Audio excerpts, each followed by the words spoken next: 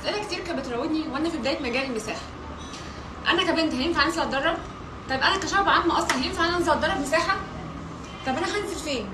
طب انا هاخد شهاده خبره ولا لا؟ طب ايه الاماكن اللي انا ممكن انزل فيها؟ طب لو نزلت مكان هينفع ان انا اتدرب فيه وانزل الموقع فيه في وسط الناس؟ كل ده لقيته في مكتب سيرفي المساحه، طريقك الانسب والامثل لعالم المساحه. انا بنت بس بعرف اشتغل على البرامج المساحيه. انا بنت بس اقدر اشتغل في المكتب الفني. انا بنت بعرف اشتغل على برنامج الاوتوكاد والبرولينك والسوكيا لينك والسيرفر واللاند والسكاد.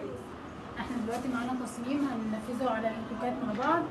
التصميم ده كبير شويه عن التصميم اللي فات، هننفذه مع بعض دلوقتي على الاوتوكاد. سلسله من احدى سلاسل التدريب المساحي على برنامج الاوتوكاد. باشمهندسه لميا رسمت الخط اللي قدامنا. الخط ده ليه طول معلوم بامر اسمه لاين. انا عايزك يا باشمهندسه وانت بتتكلمي تقولي الاوامر اللي استخدمتيها.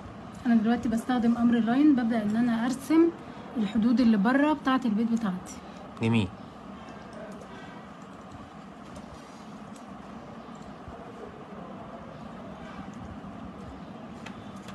انا دلوقتي بعمل امر سيركل عشان خاطر البيت اللي عندي بزاويه، فعايزه اعمل الحدود بتاعته، استخدم امر سيركل معايا.